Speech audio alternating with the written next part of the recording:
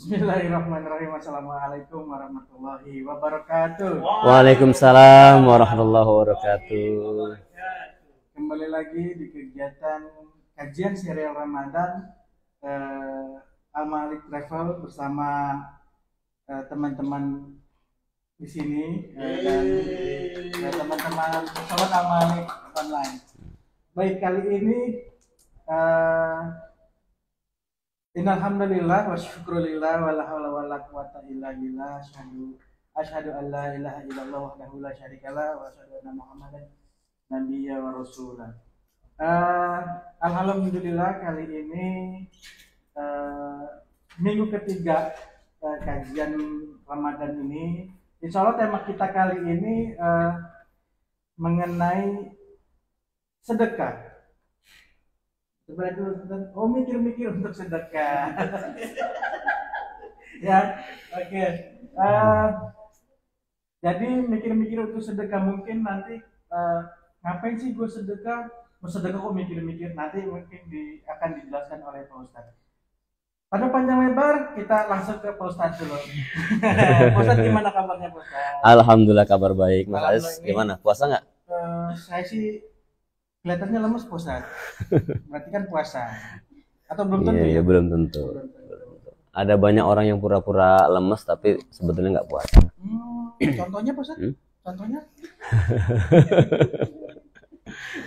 Karena puasa itu kan ibadah sir, ibadah rahasia. Kalau orang yang sudah terbiasa berpura-pura, bahkan pada saat berpuasa pun dia akan berpura-pura. Gitu. Jangan pura-pura tuh ya. Ini yang pura-pura nih, jatuh Bang Cipta nih pura-pura nih. Iqbal. Ustadz, mengenai tema kali ini yaitu mikir-mikir untuk sedekah. Ini mungkin Pak Ustadz juga akan menangkap ini maksudnya mikir-mikir untuk sedekah itu apa. Emang ada Pak Ustadz orang yang mikir-mikir untuk sedekah? Ya, buktinya ada judul ini. Oh iya. Ini kayaknya yang bikin judul nih Pak Ustadz. Emang suka mikir kalau sedekah nih Pak Ustadz. Iya. Ini bisa jadi ada dua cara pandang ya. Mikir-mikir sedekah itu artinya mikir sedekahnya apa? Apa yang mau disedekahkan? Kepada siapa sedekahnya gitu kan? Atau memang sedekahnya mikir-mikir. Terlalu banyak pertimbangan karena mungkin terlampau sayang. Karena itu juga sudah dijelaskan oleh Allah dalam Al-Qur'an bahwa bicara soal sedekah ini memang butuh keimanan. Sehingga ketika imannya tidak maksimum, sangat berat. Bahkan di dalam satu hadis dikatakan sedekah itu seperti perang. Kok seperti perang maksudnya? Nah gitu, saya nunggu dari tadi. Kok nggak ditanyanya? Kok seperti perang? Kok bisa seperti perang? Kenapa disebutkan seperti perang? Bagi seorang pemberani, sedekah itu akan les seperti perang. Ada musuh langsung cabut pedang, habisin musuhnya. Tapi buat orang yang pengecut, begitu ada sedekah di hadapannya, dia mikir, buka dompet aja ada 100.000, ada 50.000, 10.000, 10.000 sama 1.000, yang mana dimasukin? Ada yang cepek, logam, yang mana kan? Artinya buat orang pengecut itu sangat menakutkan sedekah itu. Ya, ketika bahkan ini juga ada peristiwanya di masa Khalifah Abu Bakar As-Siddiq itu kan, sempat orang-orang yang terbiasa mengeluarkan sedekahnya itu mereka ketika Rasulullah tidak ada atau ketika Rasulullah meninggal dunia, mereka langsung menarik diri, tidak mau lagi bersedekah sampai diperangi oleh sahabat Abu Bakar dan para sahabatnya. Gitu. Ini sudah masuk materi belum sih? Sudah sih Pak Ustadz. Ya tergantung Pak Ustadz. Nah, kalau soal mikir-mikir tadi Pak Ustadz kan ada untuk sedekah itu kan sebaiknya yang bagus itu apa emang? Kalau memang misalkan kadang kita kalau uang nggak punya gitu, terus boleh nggak kita sedekah misalkan jasa gitu? Apa misalkan sedekah jasa? Yang bantuan atau apa? Ya, oke, kita mulai. Mulai. Baik. Bismillahirrahmanirrahim. Assalamualaikum warahmatullahi wabarakatuh. Waalaikumsalam. Hadanallahu wa iyyakum ajmain, amma ba'du. Shaimin wa shaimat. Sahabat-sahabatku baik jamaah Instagram maupun juga TikTok dan juga hadirin yang ada di studio. teman-teman yang sedang berpuasa maupun yang sedang tidak berpuasa karena halangan secara syar'i. Alhamdulillah hingga hari ini Allah izinkan kita masuk ke hari yang ke-14 ya. 15. 15. Malam ini ketupatan kalau di rumah. Oke. Berarti pertengahan ya, pertengahan bulan Ramadan. Alhamdulillah. Artinya kita sudah masuk di 10 hari yang kedua. 10 hari yang pertama dalam keterangan disebutkan apa? Turunnya rahmat. Ini 10 hari yang kedua, turunnya apa? Turunnya ampunan ya, turunnya ampunan daripada Allah Subhanahu wa taala. Di momen ini kita perbanyak doa, Allahumma innaka afun karim tuhibbul afwa fa'fu anna. Allahumma innaka afun karim tuhibbul afwa fa'fu anna. Allahumma innaka afun karim tuhibbul afwa fa'fu anna ya karim, sampai akhir Ramadan. Ya, itu disunahkan juga. Karena kita memang menjemput ampunan daripada Allah Subhanahu wa taala agar tidak tergolong dalam golongan yang disebutkan oleh Nabi, raghimu anfun, celaka dan sungguh luar biasa kecelakaannya. Kita masuk Ramadan tapi tidak mendapatkan ampunan Allah. Nah, hari ini kita bicara tentang sedekah ya. Sebetulnya mungkin teman-teman juga agak mikir-mikir dalam konteks apa bedanya zakat, sedekah, infak. Ya kan? Atau mikir-mikir juga teman-teman mau sedekah apa? Betul ya? Nah, sahabatku semuanya, di bulan suci Ramadan ini ada kewajiban dua kepada kita semuanya. Bicara soal zakat. Ini zakat apa? Zakat fitrah dan juga zakat mal yang memang umumnya diambil haulnya di bulan suci Ramadan supaya ketika dikeluarkan lebih terasa dampaknya kepada orang-orang yang mungkin membutuhkan mustahik daripada zakat itu sendiri. Nah, ini bicaranya soal kewajiban ketika bicaranya soal zakat. Nah, mana takaran? Ini kan zakat wajib. Kalau sedekah yang kita bahas hari ini tidak wajib. Sedekah ini adalah harta kita. Betul ya? Harta kita yang kita infakkan, yang kita keluarkan. Ya, kalau zakat kan ada harta orang lain pada kita yang memang wajib dikeluarin sebagai pembersih. Tapi kalau sedekah termasuk juga infak, nanti bedanya apa ya? Sedekah termasuk juga infak, itu milik kita yang dengan penuh kerelaan kita berikan. Secara status lebih tinggi mana? Sedekah dong, karena kalau zakat kewajiban. Ya, kalau zakat itu kewajiban. Nah, teman-teman semuanya, kenapa kok sedekah harus mikir-mikir? Kenapa? Ya, nah, kalau begitu berarti mikir-mikir ngeluarinnya. Ya kan, itu berarti kan mikir-mikir ngeluarinnya. Kalau ini mikir-mikir dalam konteks yang lain adalah supaya tepat guna. Karena sedekah itu bentuknya ada dua. Infak itu masuk bagian daripada sedekah, lebih umum. Kalau infak itu bentuknya harus harta. Harus bentuknya apa misalkan? Uang. Apalagi selain uang kalau dalam bentuknya harta.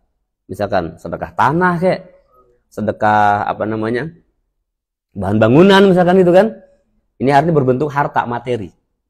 Nah, tapi kalau sedekah ini lebih umum lagi, bukan cuma sekedar dalam bentuk harta, tapi tabassamuka fi wajhi akhika sedekah. Senyummu kepada wajah saudaramu juga sedekah. Nah, artinya ketika bicara sedekah itu lebih luas lagi. Makanya saya mengapresiasi tim membuat judul mikir-mikir untuk sedekah. Agar apa? Agar kemanfaatannya lebih tepat. Jadi jangan sampai ketika kita melihat orang kelaparan, kita tahu senyum aja sedekah. Melihat orang kelaparan kita senyumin. Ya. Mikir kata Calontong, ya kan? Sedekahmu nggak tepat. Buat orang kelaparan kok kasih senyum. Kalau buat orang kelaparan kasihnya apa? Kasih beras, kasih nasi, belikan makanan, betul nggak? Nah, buat orang yang tidak sanggup bayar sekolah misalkan, masa juga disenyumin? Gimana? Menghina itu. Itu menghina namanya. Ya kan, betul, menghina namanya, senyum yang menghina. Jadi kita bantu SPP-nya. Jadi mikir-mikir untuk sedekah, yuk kita pikirkan sedekah kita, apa yang kita berikan kepada orang yang akan kita berikan. Supaya apa? Supaya tepat guna. Itu konteksnya mikir-mikir sedekah. Nah, sekarang kenapa kita harus bersedekah? Di dalam surat Al-Baqarah 261 ya. disebutkan kita sering dengar nih bahwa satu sedekah yang kita keluarkan akan tumbuh menjadi sab'a sanabil fi kulli sumbulatin mi'atu habbah ya. Jadi dari satu muncul jadi 7. Gini ya, dari 1 jadi 7. Dari masing-masing 7 fi kulli sumbulatin mi'atu habbah. Dari 1 jadi 7, dari 7 jadi 100. Artinya satu sedekah yang kita keluarkan dibalas dengan 7, di sininya 100 masing-masing. 700. Jadi satu sedekah yang kita keluarkan dibalas oleh Allah dengan 700 kebaikan. Untung apa buntung? Untung. Ya kan? Makanya kalau senyum itu juga sedekah, dengan kita satu senyum dibalas 700 senyum. Ya kan?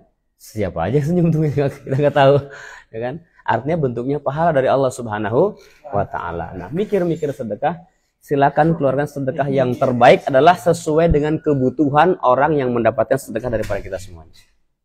Bentuk-bentuk sedekah macam-macam, Kang Ajis. Silakan sebutkan apa saja. Nah, itu dia. Selain senyum apa lagi? Dari tadi kita ngomongin senyum mulu, karena yang paling gratis tuh. Yang paling gampang. Apa lagi? Uang. Ya, itu juga sedekah. Ketika kita lagi mau jalan, ada orang yang butuh bantuan untuk apa namanya? Nyebrang, ya udah. Tapi jalan keliru. Orang sudah susah payah nyebrang ke sebelah kanan. Kita dari kanan kita balikin lagi gitu kan. Pusing dia kan. Aduh, Kang, saya teh sudah jalan susah payah ini mau nyebrang, kenapa dikembaliin lagi? Kita taunya dia lagi susah payah pengen nyebrang, maju mundur. Jadi itu juga tidak tepat guna. Sedekah itu diupayakan yang tepat guna, tepat sasaran. Ya. Kalau zakat itu sudah murni harus dalam bentuk harta, tidak bisa dalam bentuk yang lain. Nah, kalau sekarang kan menjelang Idul Fitri ya. Nah, ada kewajiban yang tadi di awal saya sebutkan, kewajiban kita adalah kewajiban zakat fitrah. Berapa takarannya itu yang penting kita pikirkan. Sekaligus kita ingatkan di momen kali ini, mulai dari sekarang saja. Dan yang terbaik itu adalah zakat fitrah yang kita keluarkan di tempat di mana kita tinggal. Di tempat di mana kita mencari rezeki. Artinya gini, tinggalnya di Jakarta, cari rezeki di Jakarta, pulang kampung ke Kuningan misalkan. Ya zakatnya di sini. Jangan dibawa ke Kuningan, dibagi-bagi sebagai bentuk THR. Jangan begitu. Apalagi diberikannya kepada keluarga inti yang menjadi tanggungan, itu tidak boleh. Ya silakan keluarkan di tempat di mana kita tinggal dan kerja, itu lebih afdol, lebih utama. Ya. Ada lagi yang mau tanyakan? Kalau berkaitan dengan tadi Pak Ustaz. Gimana? Kalau saya tinggal kerja di Jakarta, tinggal di Serang, baiknya zakatnya di mana Pak Ustaz? Bukan, ini pertanyaan tinggalnya di Jakarta, zakatnya di Serang, kan sudah jelas dia zakatnya di Serang. Oh iya. Gimana? Kerjanya di Jakarta, tinggalnya di Serang. Kerja di Jakarta. Kerja di Jakarta, tinggalnya di Serang. Jadi secara waktu lebih banyak di mana? Di jalan. Di jalan betul ya? Nah, Di tempat kerja Pak Ustaz. Oke, di tempat kerja. Sekarang begini, kalau memang kondisinya memang Mas Aziz ini tiap hari berangkatnya kan, memang tinggalnya di Serang, tiap hari kerja di Jakarta, tiap hari. Nah, kira-kira lebih manfaat mana zakatnya ketika dikeluarkan di Jakarta atau di rumah sekitar? Gitu loh. Itu yang kita cek. Kalau misalnya di Jakarta ternyata yang dia temui, yang dia kenal hanya teman-teman kantor, ya kan, yang itu tidak perlu diberikan zakat, bahkan mereka adalah kewajiban zakat, ya kita di rumah sekitar kita ada yang mungkin janda, fakir miskin, ya itu yang lebih berhak untuk mendapatkan zakat daripada kita. Takarannya, sudah tahu takarannya? Berapa? 3,5 liter atau 2,5 kilo ya. Kalau dalam bentuk uang boleh nggak? Ittifaqul ulama, termasuk juga fatwa dari Majelis Ulama Indonesia dan Basnas juga sudah mengeluarkan edaran. Saya baru membaca edaran yang dari Basnas Jawa Barat. Itu nilainya takarannya kalau satu jiwa itu 45.000. Kalau mau diuangkan. Ya, sebetulnya kalau dalam pandangan Imam Syafi'i, zakat itulah yang kita keluarkan bahan makanan pokok. Dari bahan makanan pokok kita. Kalau beras, maka yang lebih utama adalah beras. Tapi dalam konteks kajian fikih kekinian tasarrufnya lebih mudah dengan menggunakan uang, tidak masalah dengan menggunakan uang. Ini kan bicara soal tasarruf. Karena kadang-kadang ngumpulin di masjid misalkan beras sampai kumpul 2 ton. Ngebagiinnya gimana? Ya kan? Sementara zakat fitrah itu diupayakan harus habis sebelum sholat id sudah terbagi, sebelum khutbah atau sebelum sholat id, itu sudah harus terbagi. Nah, beras itu lebih repot, kalau uang kan lebih ringan. Satu orang megang 200 juta juga saya yakin bisa. Betul ya, untuk keliling ngebagi-bagiin. Tapi satu orang coba pegang 200 ton. Stres kan ngebagi-bagiinnya. Perlu logistik yang besar. Nah, artinya perlu logistik yang besar. Perlu tim yang besar juga. Kadang-kadang kalau di Jakarta tantangannya juga, misalnya kan nih, masjid komplek. Mau ngebagiin warganya udah nggak ada. Pulang kamu semua. Ini juga PR. Makanya tidak masalah ya. Dalam bentuk uang yang nanti distribusinya boleh nanti panitia misalkan ke lembaga juga nggak masalah, ke pesantren-pesantren itu kan lebih cepat distribusinya kan. Nah, jadi itu Mas Aziz bicara soal yang tadi zakat. Lanjut. Baik Pak Ustadz, sebelum kita melanjut ke segmen selanjutnya, di sini ada info ya untuk teman-teman di sini nih udah ngarep-ngarep nih sama sobat-sobat Al-Malik yang di luar sana. Kita ada info dari Al-Malik Travel bahwasannya untuk paket di bulan Ramadan, paket Syawal untuk B1 itu udah sold out. Masalah. Kita masih menunggu sobat-sobat Al-Malik yang di luar kalau mau ikutan. Kita buka untuk bis yang kedua. Silakan hubungi marketing terdekat, marketing kepercayaan Anda untuk mengisi slot bis yang kedua. Waktu seat terbatas. Oke. Ini untuk apa? Ini untuk keberangkatan umroh Syawal. Umroh Syawal, subhanallah, umroh Syawal ya. Catat umroh Syawal, bis yang kedua ya. Iya, bis yang kedua. Tanggal 26 ya.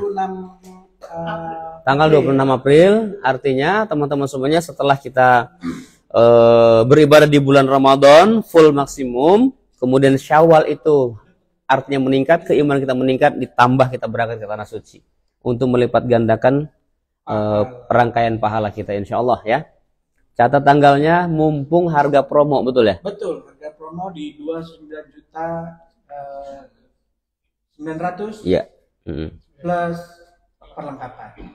Ya. Iya. Baik Pak Ustadz, ini sebetulnya teman-teman ini pada nggak sabar mau nanya. Iya. Kayaknya sih. Ini juga sudah mulai ada yang nanya di Instagram juga nih. Oh iya nih betul, tapi kayaknya nih teman-teman kita dulu Pak Ustadz. Oke, siap. Karena dia kayaknya yang nanya. Silakan. Pak Ustadz mau nanya. Iya. Sekarang tuh sudah daftar tuh banyak caranya ya. Iya. Ada yang bahkan sekarang di aplikasi kayak gitu gitu kan. Terus tuh juga ada kayak lewat sosial media itu kayak misalnya contohnya di Twitter gitu ada kayak Twitter Do Your Magic gitu lah. Ada yang buka sebenarnya kayak misalnya untuk keluarga yang sakit. Oke. Itu baru banget ada kasus saya baca di Twitter itu dia buka donasi gitu kalau saat dari lama udah lumayan gitu terus sudah kumpul donasinya tuh ada yang lewat Bisa sama ada yang lewat Twitter gitu namanya Castro terus kan nggak lama dia udah kumpul terus minta lagi donasi gitu terus tuh orang-orang banyak yang kok minta lagi ya sedangkan kemarin tuh baru banget buka donasi terus tuh nggak ada transparansinya gitu orang-orang Twitter minta diselidikin ternyata tuh dia ini Pak Ustadz apa namanya menyelewengkan donasi dari orang-orang gitu kan terus jadi banyak apa ya kayak ada yang jadinya tuh skeptis gitu Pak Ustadz kalau misalnya buka donasi orang Twitter kayak gitu kenapa enggak takutnya malah di apa namanya disalahgunakan kan jadinya apa ya kayak mungkin yang ternyata benar butuh bantuan jadi nggak dapat kayak gitu kan kayak kita misalnya kayak lihat hal kayak gitu jadinya kan skeptis gitu ya kalau berarti ini benar gak sih orang butuh bantuan apa Udah. Mantap, pertanyaannya sangat gimana tuh Pak Ustadz tanggapannya Pak Ustadz? Ini saya jadi ini bukan bahas mikir-mikir untuk sedekah. Mikir-mikir aja sini nangkap nggak? Saya hanya menyalurkan pertanyaan ke Pak Ustadz. Iya. Arti ini sesuai dengan konsep judulnya ya, mikir-mikir untuk sedekah. Artinya ternyata maksudnya Nadia kan tidak semua orang yang buka open donasi untuk tujuannya yang baik itu ternyata tidak semuanya adalah untuk tujuan yang baik. Ada juga memang tujuannya memanfaatkan situasi kaum muslimin yang sedang gemar bersedekah di bulan suci Ramadan, misalkan itu kan, untuk tujuan yang lain, mengumpulkan harta untuk dirinya dan lain sebagainya. Nah, makanya penting untuk mikir-mikir sedekah. Selain kita mikir sedekahnya apa yang kita berikan, kepada siapa kita berikan, ya kan? Maka sedekah itu kan yang terbaik, wa atal mala ala hubbihi dzil qurba, kepada karib kerabat dulu. Yang kita tahu kita punya ponakan, punya saudara yang memang kondisinya sangat butuh bantuan, itu yang lebih utama dulu. Terus kalau misalkan kita mau sedekah melalui platform, pastikan platformnya terpercaya. Contoh, ada Basnas, ya kan? Basnas kan sudah jelas, kayak saat ini saja Basnas masih ngebuka open donasi untuk sahur warga Palestina kan, Gaza, betul ya. Meskipun kemarin ada Ustadz siapa yang sedang viral dari Jawa Timur tuh, Kiai muda dari Jawa Timur, Gus Ikdam ya.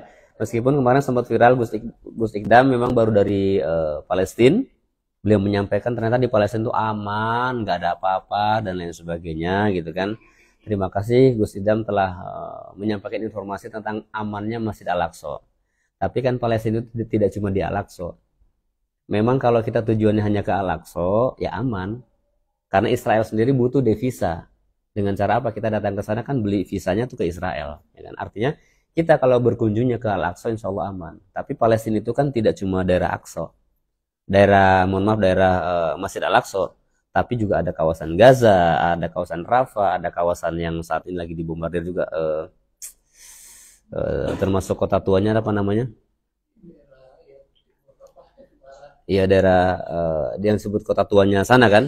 Ya artinya dan kita juga mendapatkan kabar dari orang-orang terpercaya di sana kondisinya masih butuh bantuan kita. Artinya juga saya kira perlu juga kita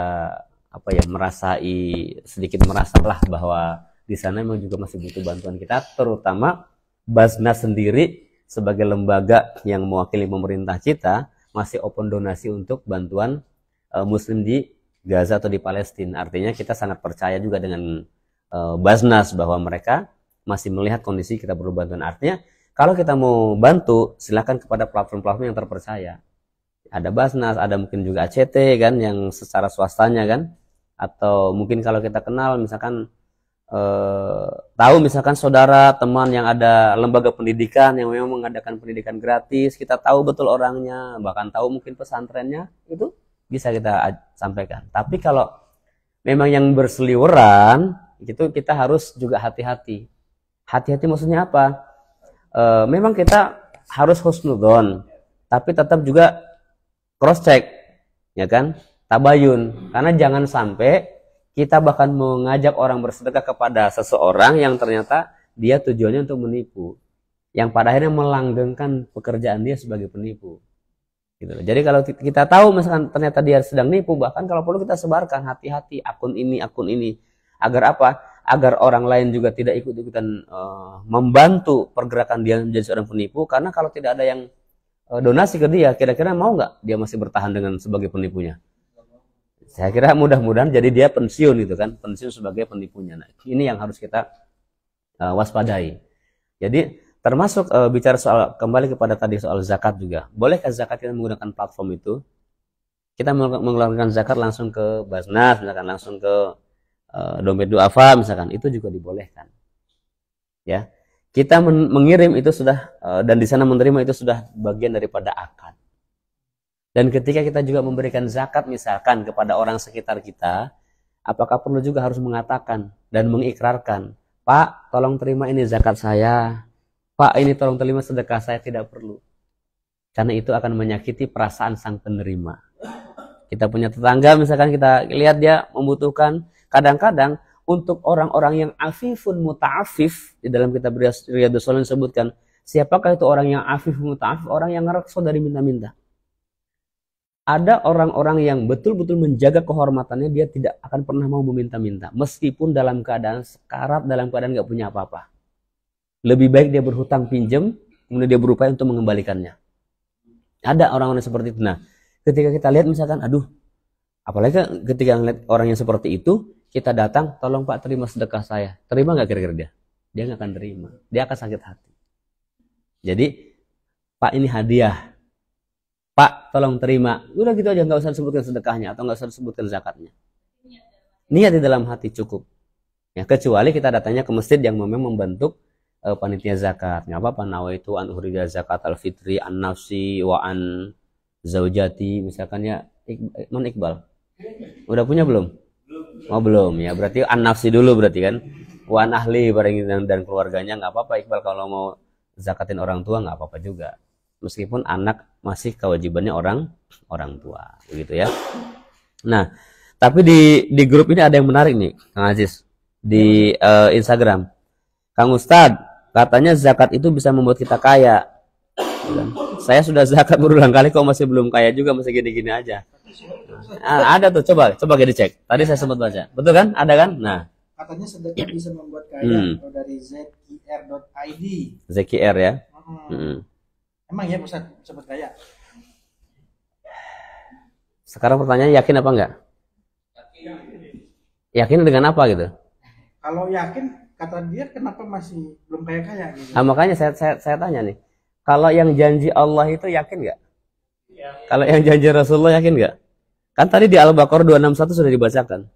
Masalul ladzina yunfikuna amwalahum fi sabilillah kamathali habbatin ambatat sab'an sanabil. Dari 1 akan lahir 7. Dari 7 masing-masing 100. Tinggal yakin apa enggak? Betul kan?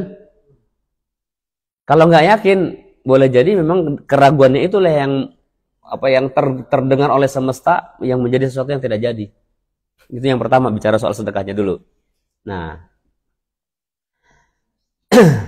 akan tetapi ada hal lain juga yang harus kita ingat. Ada satu hadis, kalau tidak salah riwayatnya Ibnu Hibban, innamar rizqa la yahrumu bidzambi yusibuh. Sesungguhnya rizki itu terhalang sebab dosa yang dia lakukan. Iya, rizki itu kadang terhalangnya karena sebab kesalahan, sebab dosa kita. Itu juga bisa menjadi penghalang rizki. Artinya berderma iya, pancing sedekah, ya kan? Kan kalau zakat fungsinya untuk membersihkan harta. Kalau sedekah untuk menarik rizki memang. Kita keluarkan 1 akan tumbuh jadi 700. Berarti kaya kan? Nah, tapi ketika misalkan kunci ini dibuka, kuncinya nyangkut. Nyangkutnya karena apa? Di antaranya itu. Bahwa rizki itu boleh juga terhalang sebab dosa, sebab kekeliruan, sebab kesalahan kita. Maka caranya gimana? Cek dulu. Dosa itu kan kalau di dalam kitab Al-Kabair, saya tidak bawa kitabnya. Dalam Al-Kabair itu banyak, ada 73 diantaranya lebih kurang. Itu yang harus seleksi. Paling tidak kita pegang 10 yang utama. Diantaranya apa? Dosa kepada siapa? Selain kepada Allah soal sholat dan lain sebagainya, kepada kedua orang tua. Cek juga. Bukan tidak mungkin. Karena kalau sudah itu terbuka, insya Allah nggak goloyo rezeki teh. Muncul orang Sunda tema. Ya, banyak sekali kemudahan-kemudahan yang bisa kita dapat ketika kita sudah tidak ada aling-aling dengan orang tua. Ridallah fi ridal walidain. Fi ridal walidain. Wa suhtullahi fi suhtil walidain. Wa ridhonya Allah ada pada ridho orang tua. Dan juga bencinya Allah, murkanya Allah ada pada murkanya orang tua. Itu jadi kunci. Jangan sampai kita sibuk mencari kunci kemana-mana dengan cara ziarah wali ini wali itu, ya kan, wali itu ke Bali misalkan kan. Sampai sana ngeliat yang aneh-aneh ya enggak. Kena dosanya lagi gitu kan. Lebih baik kita pulang ke rumah, bahagiakan orang rumah. Bahkan ada satu kunci yang saya dapatkan dari guru saya. Nazmi, kalau ente udah punya bini, rezeki ente masih seret, caranya apa? Balik ke rumah. Bahagiakan bini ente, bahagiakan nya ente. Ini 2 wanita yang sudah bahagiakan. Artinya apa? Bikin istri senyum, bikin orang tua senyum, itu akan jadi kunci rezeki ngalir. Jadi kalau misalkan ngerasa kok seret amat, Jis ya, istri ente udah senyum belum gitu loh. Jadi bikin dia senyum, ya kan, kita bahagiakan dengan cara apa saja. Ya dengan cara apa saja, terutama juga bicara soal pendapatan ya, terutama. Kemudian juga bikin ibu senyum, maka insya Allah dua sayap malaikat itu akan bekerja, membuat rezeki akan mengalir tak terhingga. Tadi siapa pertanyaannya? ZKR. ZKR. Jadi itu ya. Nah, pertanyaan ZKR sudah nikah belum nih? Pak, udah nikah belum, Pak? Ya Bang ZKR, kalau misalkan belum nikah, misalkan cek aja dulu dari seperti keterangan Al-Kabair. Cek sholatnya kita, ya, cek ibadahnya kita, cek komunikasi kita dengan orang tua, itu dulu aja deh, ya kan? Yang lebih banyak lagi, banyak itu dalam kitab Al-Kabair, ada 73 tuh yang harus bisa kita cek apa-apa yang menjadi penghambat rezeki kita. Jadi 3 itu saja dulu. Kalau sudah punya pasangan, bukan cuma orang tua, tapi istri. Perlu juga ridhonya istri, restunya istri terhadap kita, karena ketenangan istri akan menjadikan ketenangan kita dalam hal mencari rezeki, dan rezeki yang tenang pun akan datang kepada kita. Atau mungkin juga Ustaz berkaitan dengan ayat yang lainnya itu, lan tanalul birra hatta tunfiqu mimma tuhibbun. Ya, boleh.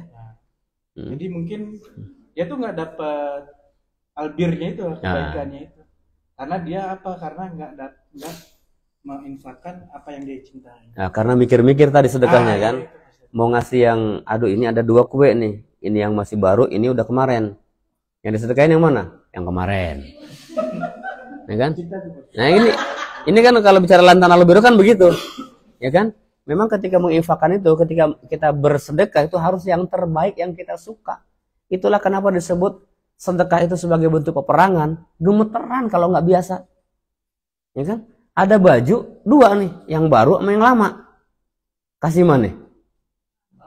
Rata-rata kita kan ngeluarin yang lama, beli yang baru kan gitu kan.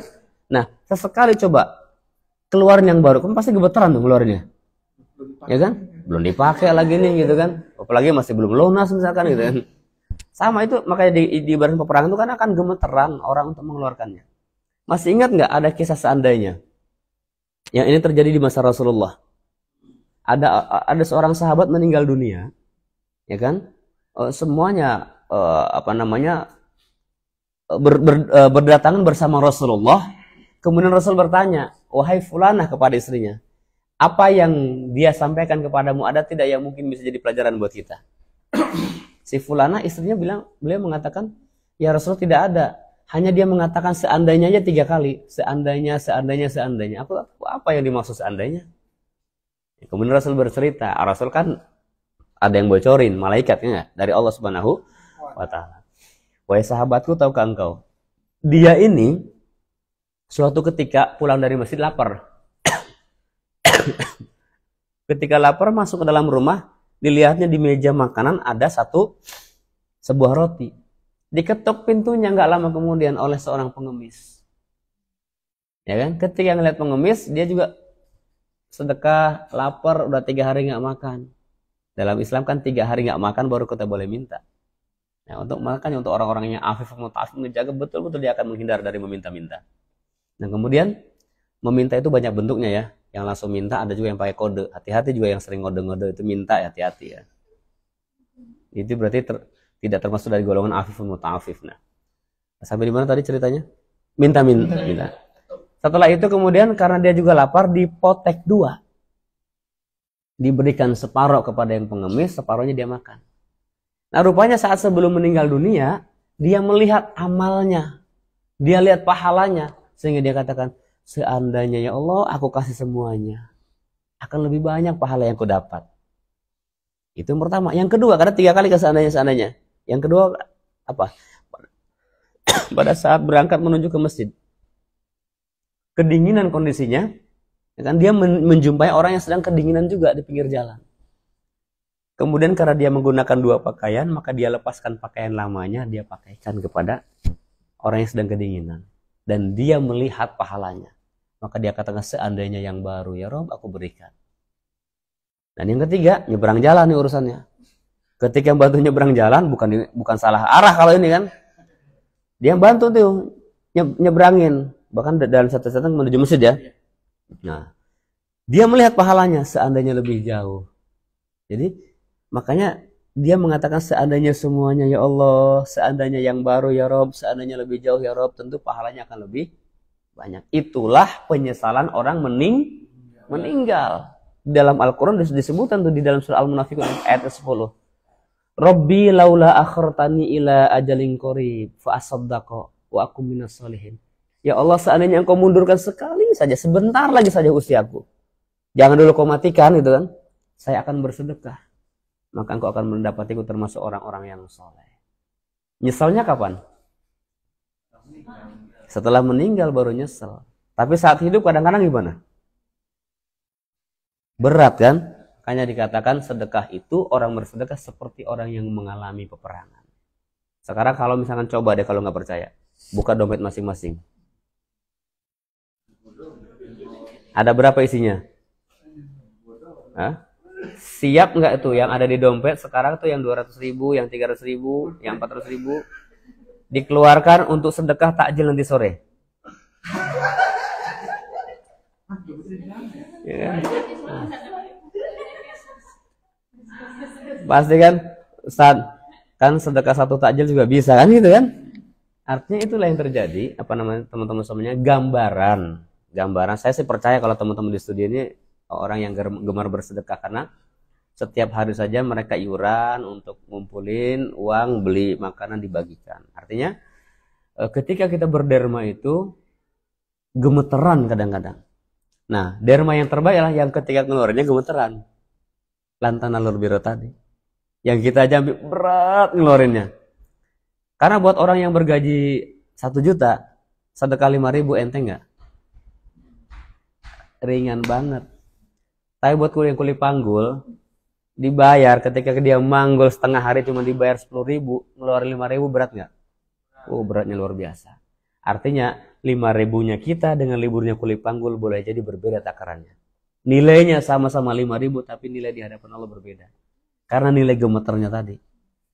Karena nilai rasa khawatirnya tadi, nilai berat mengeluarkannya tadi.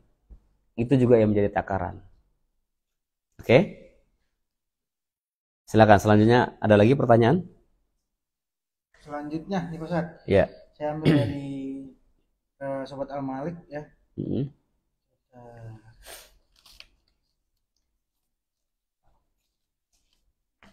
Silakan. Dari Neneng Rina Pak Ustaz. Oke, jika seorang anak bersedekah apakah pahalanya sampai kepada orang tuanya? Oh, mungkin maksudnya mengatasnamakan orang tua. Oh, sedekah atas nama mayit itu ya?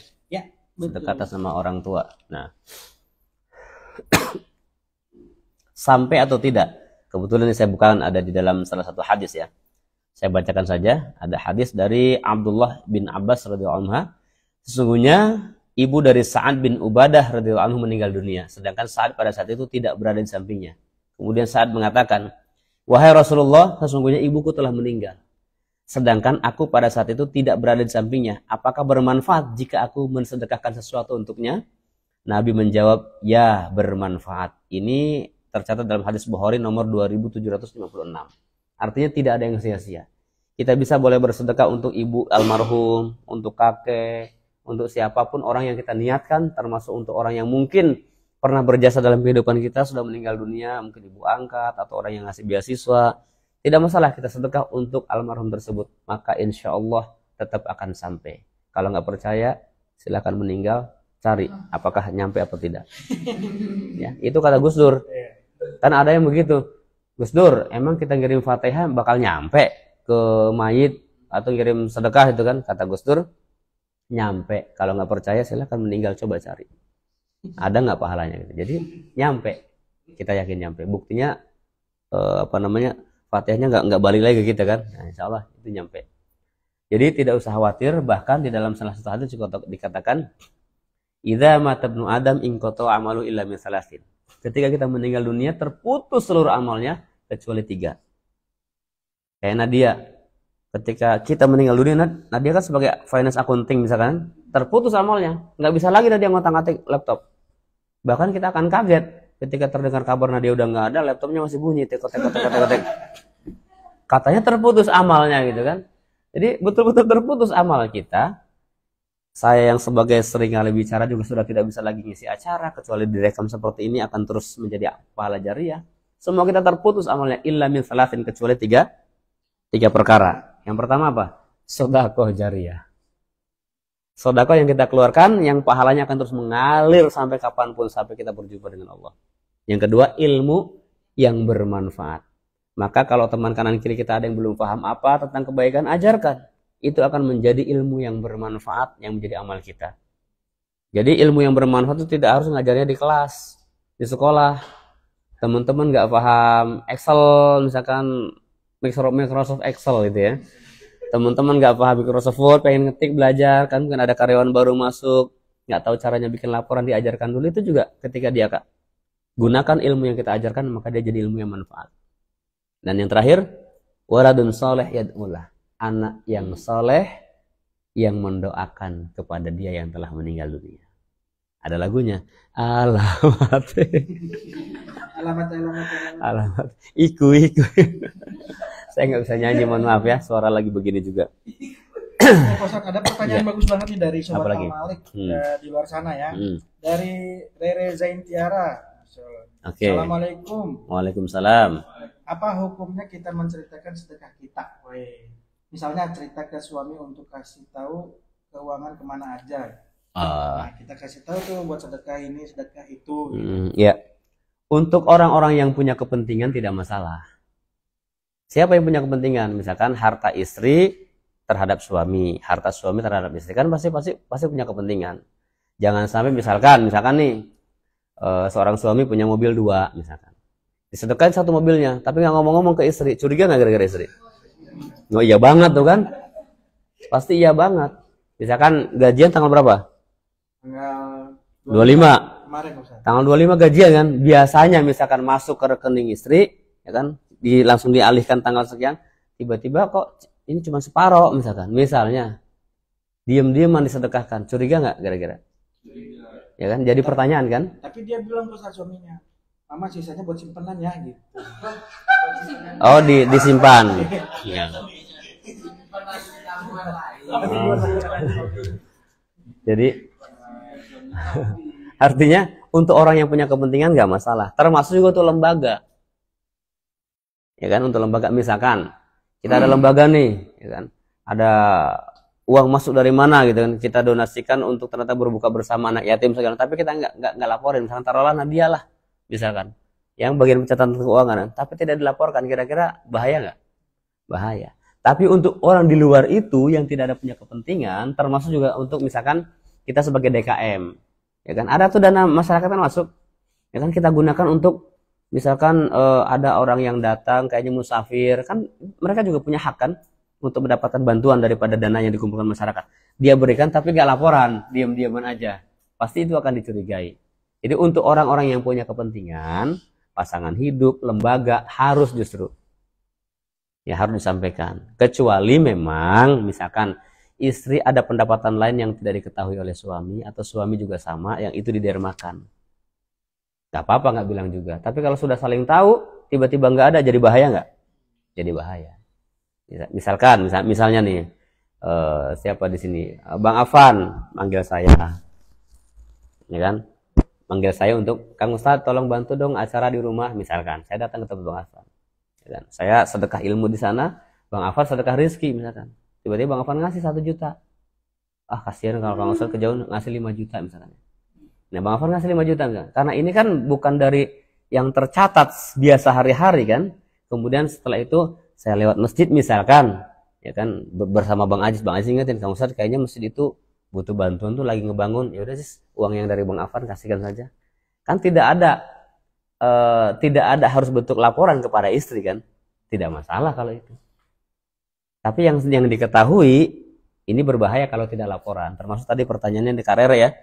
Kalau memang tahu supaya tahu suami pendapatannya kemana saja, itu nggak apa-apa dilaporkan.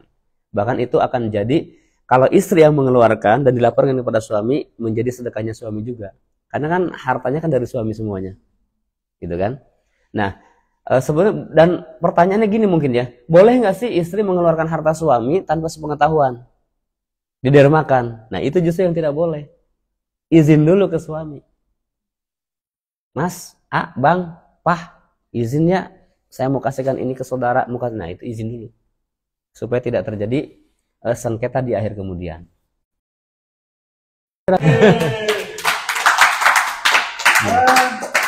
Karena ini bicaranya soal sedekah ini. Dia udah pada nahan dompet semua itu, takut dipancing soalnya.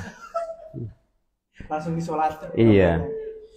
Sebelum selanjutnya Pak Ustadz, Ya. ini mungkin dari teman-teman ada yang mau nanya lagi. Wah, ini si Evi itu bener-bener banget ya. Ya silakan. Assalamualaikum warahmatullahi wabarakatuh. Waalaikumsalam.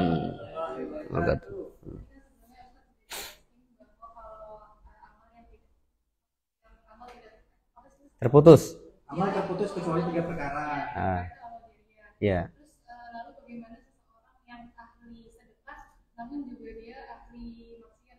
Terus kemudian orang itu sudah meninggal, jadi belum sempat taubat, tapi dia bagaimana perhitungan amal itu?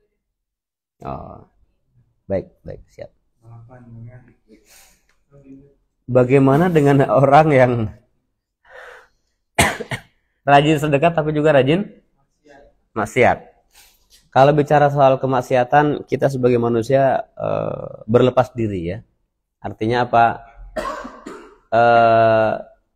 Kita berlepas diri dari menilai dan buruk sangka kepada orang lain. Enggak, mungkin kan sudah ini ada berita kabar segala macam, tapi artinya saya mengajak kepada semua yang hadir nih. Seberapa kotor dan buruk pun yang kita dengar misalkan orang gitu kan, tapi ternyata ada amal kebaikannya, artinya kita berlepas diri dari itu. Karena pernah suatu ketika di zaman Khalifah Harun ar-Rasyid ya kalau tidak salah, ada seorang yang sering berderma, sedekahnya itu sama siapa coba? Sama pelacur. Istrinya mau tahu, nggak curiga kalau istrinya mau tahu dia. Jadi misalkan datang ke pelacur A, ente semalam biasanya dapat berapa ya? Kasarnya gitu kan. Oh biasanya aneh dapat 2 juta misalkan. Ya udah nih 2 juta, ente jangan ngelacur malam ini, gitu loh. Terus datang ke ini kan, istrinya mah, ente yang abang lakukan ini bahaya nggak kira-kira, ntar orang ngecap segala macam? Enggak. Nanti juga yang nyolatin saya gubernur. Dan luar biasanya ketika meninggal dunia, dia terdengar kabar buruknya kan? Tapi ternyata yang nyolatin atas perintah siapa? Perintah Allah kan, masuk ke dalam telinganya dan dalam tajribahnya disolatin sama gubernur betulan. Dan akhirnya istrinya yang menyampaikan tentang kebaikan-kebaikan. Artinya gini loh, ada kadang mungkin cara-cara orang ketika sedekah ekstrim yang kita nggak tahu. Sehingga kalau saya senantiasa mengajak diri secara pribadi dan semua yuk yang terlibat misalkan kajian hari ini, kita berlepas diri dari memandang orang buruk atau tidaknya. Kita nggak pernah tahu apa yang dilakukan. Ya, tapi kalaupun pada akhirnya ternyata memang betul misalkan dia ahli maksiat tapi rajin sedekah, ya kan? Semoga saja sedekahnya itu yang dia jadikan amal andalan mungkin yang bisa menyelamatkan dia.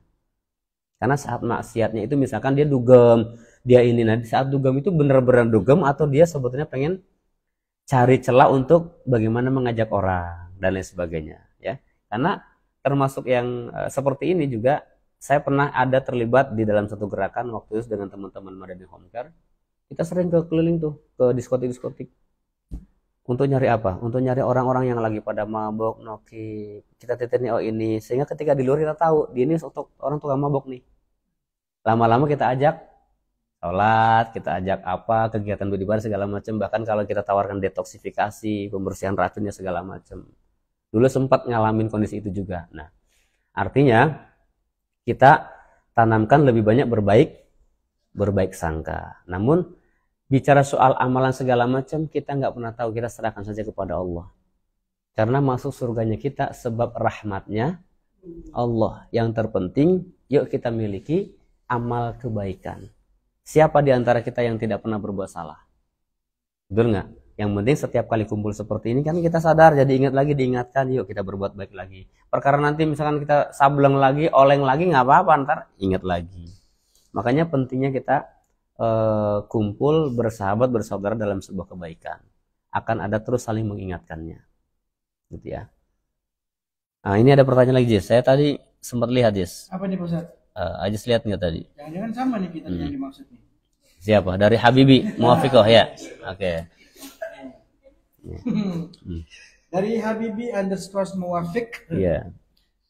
Apabila ada yang berhutang sama kita, cuman tidak mampu untuk membayar hutangnya, kalau kita ikhlaskan apa termasuk tercatat sebagai sedekah, Ustaz? Iya. Ada orang yang berhutang sama kita.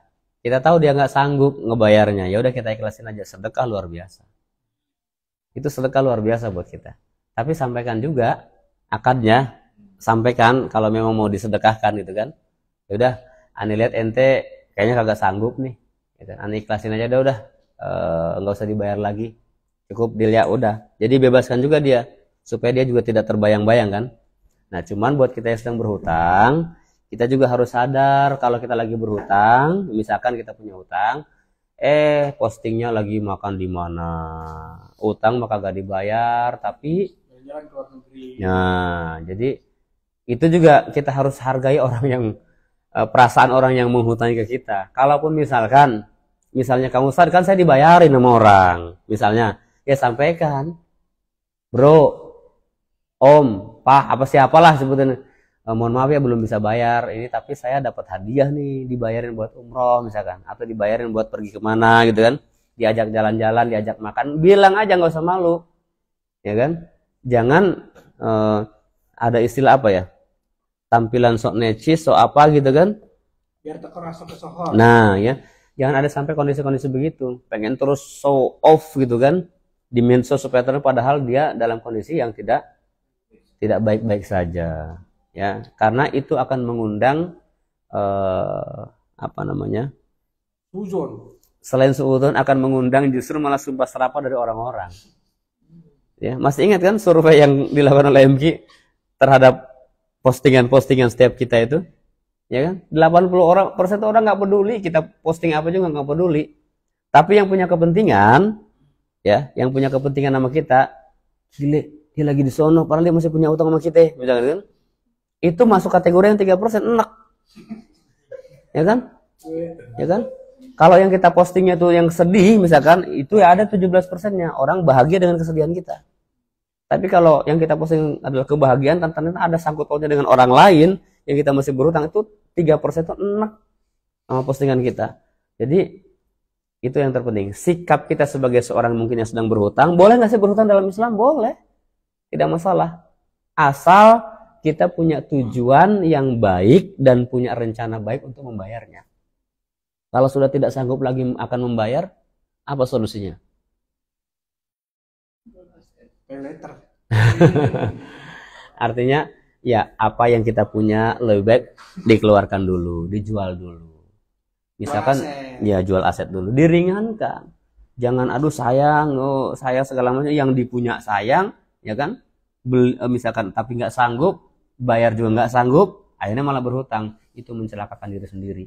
Karena ketika kita berhutang, kemudian meninggal dunia, hutangnya belum terbayar, ruh kita masih terbayang, melayang-layang, tergadai dengan hutang kita.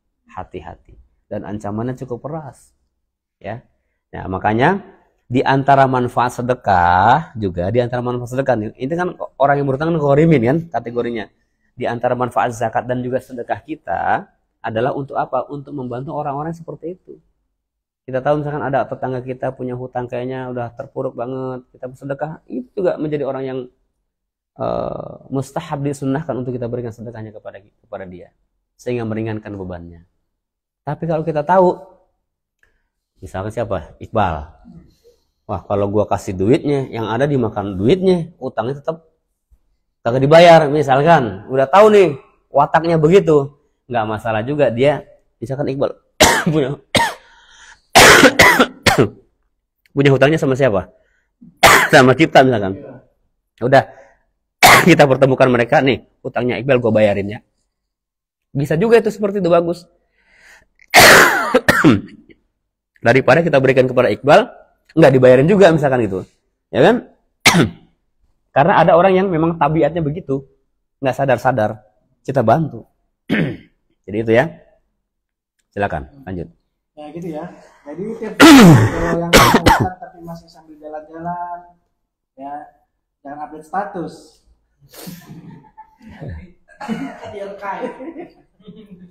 Ya.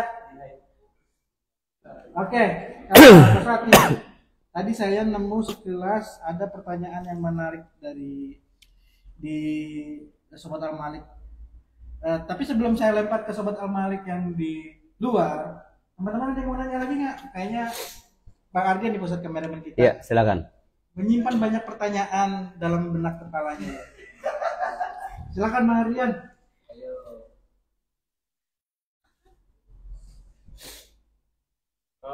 Ini aja saya bacain pertanyaan dari Boleh. pertanyaan ini Pak Ustadz ada namanya di TikTok itu Assalamualaikum warahmatullahi wabarakatuh. Waalaikumsalam warahmatullahi. Bagaimana hukumnya kalau kita sedekah sedangkan uang sedekahnya kita boleh pinjam? Iya. Bagaimana hukumnya ya? Kalau hukumnya sedekah itu kan sebetulnya konteksnya ketika kita punya kemampuan ya, betul kan? Minjem itu juga hukumnya mubah. Kalau memang dia punya takaran, gue minjem dulu deh, besok akan ada budget yang masuk misalkan, ini nggak masalah juga. Tapi kalau minjem sementara dia sendiri tidak tahu akan bayarnya kapan, ini menjadi celaka. Ya, tapi kalau bicara hukumnya ya mubah, boleh saja. Itu dari minjem. Yang mungkin jadi pertanyaan lebih lanjutnya adalah gimana kalau sedekah dari harta yang haram? Kira-kira gimana teman-teman? Iya, gimana? Ya kan? Banyak kayak gitu ya. Kalau dalam hadis riwayat Muslim dan At-Tirmidzi juga Imam Ahmad nomor 4700 disebutkan dari Ibnu Umar, tidak diterima sholat tanpa bersuci. Ya kan? Sanggup lanjutannya paham ya soalnya? Dan tidak pula sedekah dari harta yang ghulul, dari harta yang haram. Jadi tidak diterima sholat kecuali melalui bersuci dulu. Dan tidak diterima sedekah dari harta yang tidak disucikan. Harus dari harta yang suci. Ya kan? Orang yang menerimanya Kalau orang yang menerimanya kita nggak tahu dari mana itu sumbernya, ya nggak apa-apa. kalau kita tahu nggak tahu apa ya. Kalau kita tahu misalkan Hasil dari JP. apa tuh JP? Jackpot. Kalau misalkan kita tahu ada orang judi misalkan ya, dapat berapa? Kemarin dapat berapa kemarin? Yang pertama 65. Terus 16 Ustaz. Juta. Jadi total hampir 180 Ustaz. 180 juta.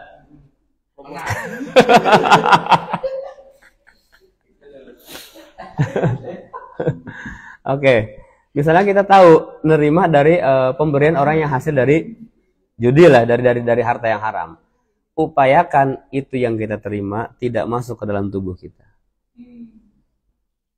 Kalau di hasil misalnya kalau dibuatkan kayak bangunan gitu Ustaz. Iya, makanya upayakan tidak masuk ke dalam tubuh kita. Kalau misalkan ada kita lihat jembatan yang mau roboh mau dibangun, salurkan saja ke ya.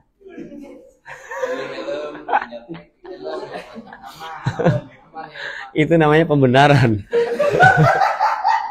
Mereka kan dipakai juga kan, stylish juga berarti. Ya itu namanya dikonsumsi juga. Ya. Jadi kalau misalkan ada ya dari hal-hal yang seperti itu kita berikan atau kita keluarkan kepada, salurkan lagi kepada, juga upayakan jangan kepada orang yang akan dikonsumsi. Jadi jembatan, jadi bangunan apa gitu. Ya, jadi arahkan ke arah sana. Itu yang paling aman. Iya, itu yang paling aman. Kenapa? Karena kalau kita konsumsi itu kan bercampur dengan daging.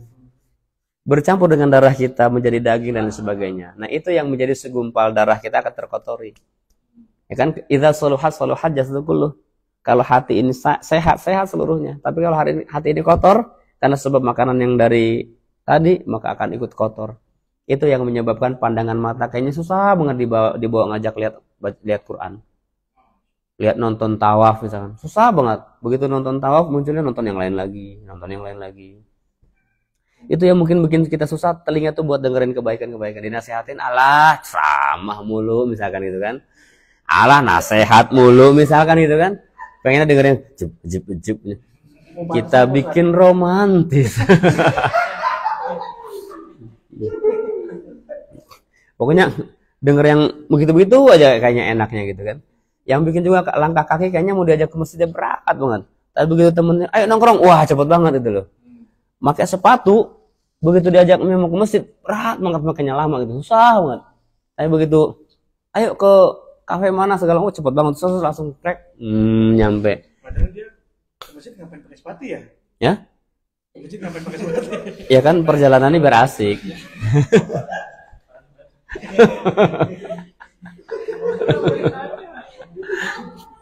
Berarti Ajis nggak pernah pakai sepatu kalau masjid. Selalu nyeker dia karena di masjid khawatir hilang. Iya.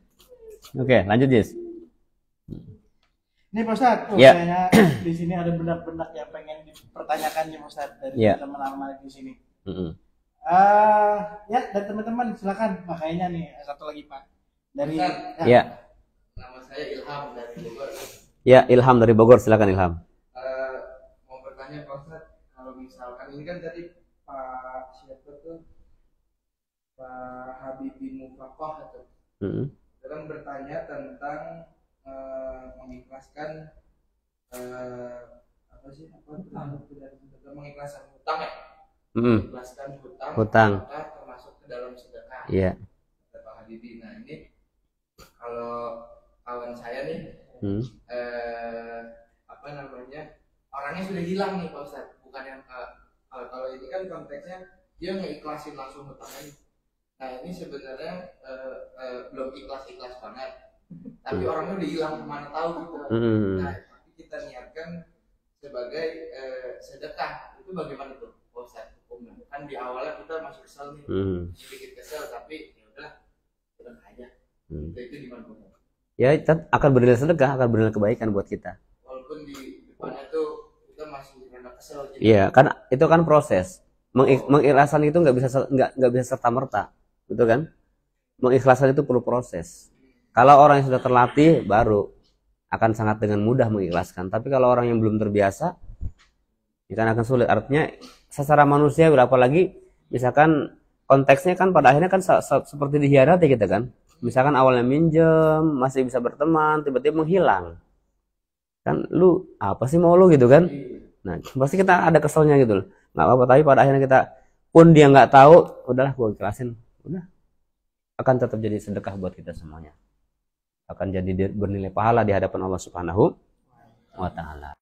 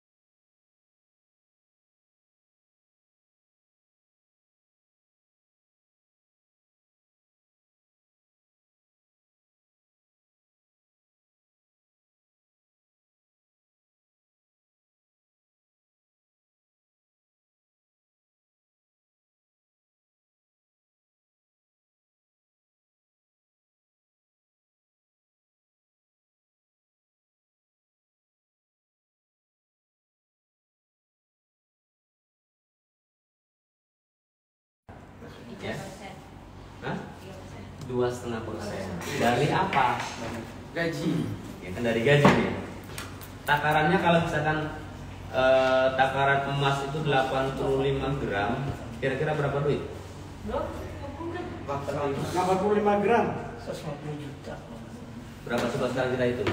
Emas aja 1,1 rata-rata. Karena sekarang udah tinggi nih emas. 1,3 ya sama ya. Kan zakat mal itu hitungannya kan katanya ada ke emas kan ya. Mana kalkulator saya ini nggak ada ya? Oke, ini dia. 85 gram kali ini ada ketentuan dari SK Basnas tahun 2017. Itu kan orang yang punya penghasilan 5,2 aja sudah punya kewajiban zakat itu maksudnya. Nah, di masa itu. Nah, sekarang kalau 85 kali 1 juta berapa? 100. Iya. Berarti 935.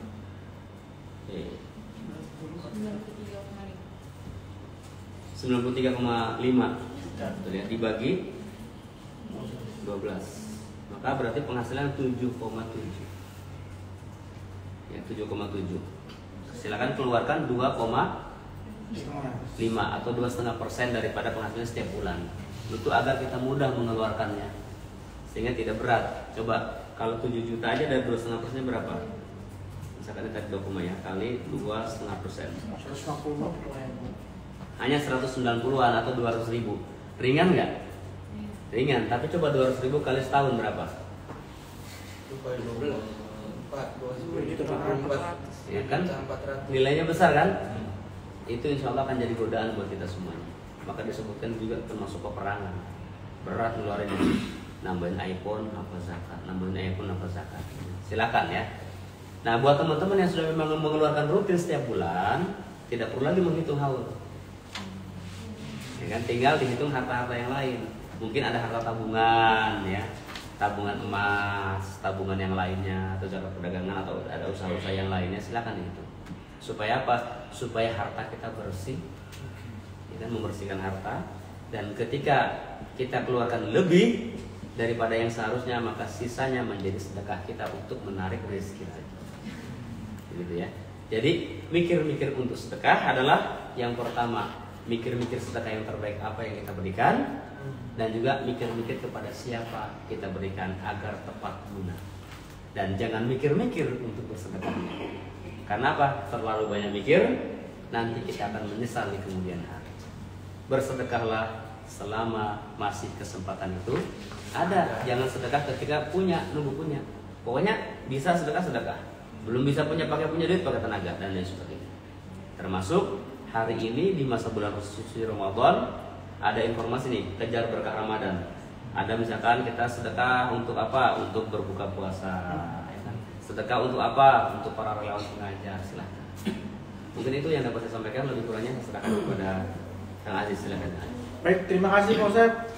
Kita tepuk tangan dulu untuk Pak Ustadz. Ya, pembahasan kita kali ini sangat menarik. Alhamdulillah, tadi pertanyaan-pertanyaannya sebetulnya masih banyak yang belum bisa tersampaikan. Mohon maaf dengan segala hormat karena mungkin keterbatasan waktu dan kesempatan juga. Alhamdulillah, ini adalah episode terakhir dari serial kajian Ramadan. Mudah-mudahan kita bisa bertemu di Ramadan selanjutnya.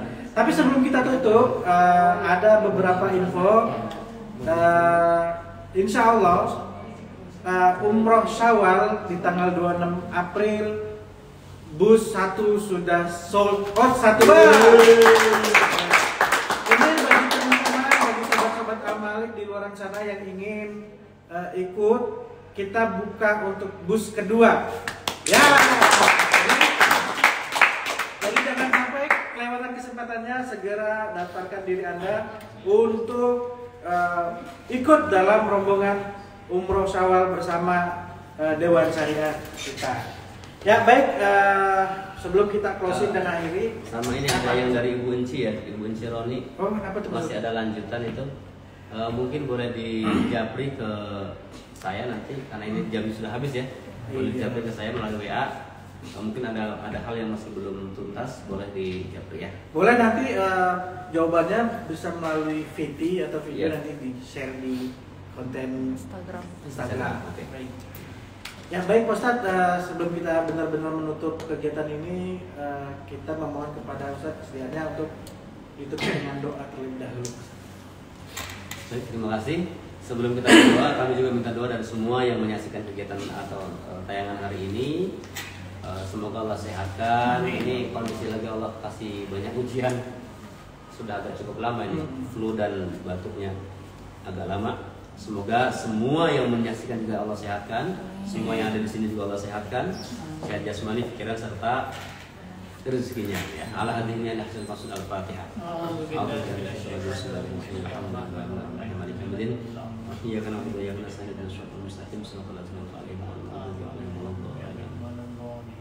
واعف عنا يا كريم واعف عنا يا غفور ارحمنا يا ارحم الراحمين ارحمنا يا ارحم الراحمين استغفر الله العظيم حمدا شاكرا حمدا ناعما حمدا يوافي مزيدا يا ربنا لك الحمد كما ينبغي لجلال وجهك الكريم ولعظيم سلطانك اللهم انك عفو كريم تحب العفو فاعف عنا اللهم انك عفو كريم تحب العفو فاعف عنا اللهم انك عفو كريم تحب العفو فاعف عنا يا كريم اللهم ربنا اتنا في الدنيا حسنه وفي الاخره حسنه وقنا عذاب النار والحمد لله رب العالمين.